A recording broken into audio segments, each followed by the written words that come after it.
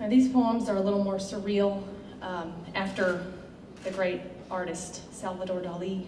And this one's called Before Digital Cameras. And it explores the dilemma that those of us who lived before digital cameras remember, of having these negatives that you didn't really know what to do with.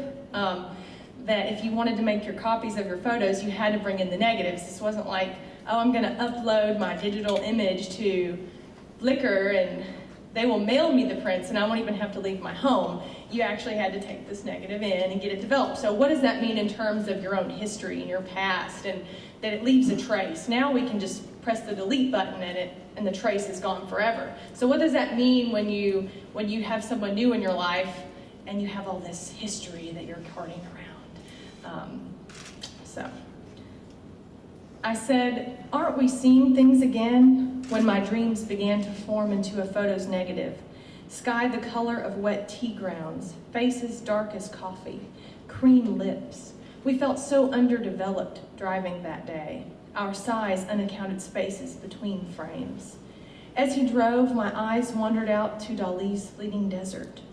Why was I with another last night in the dream, making new memories from forgotten ones? How did it go again? You kissed my arid lips and they felt nothing but a passing brush. I could say that out loud without alarm if the rest of me had stayed dormant, had not poured sweat against the heat.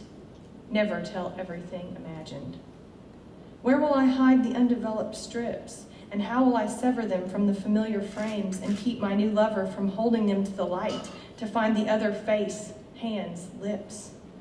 Slip them out the window across boring orange sand, passing figures etched in landscapes who never get larger, even as we pass. The realization that I can burn the negatives, but the etchings you will find when you touch me.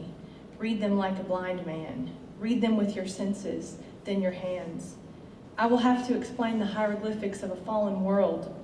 The man who kissed me is buried, yet his face is littered all over the desert. Strips upon strips I let slip.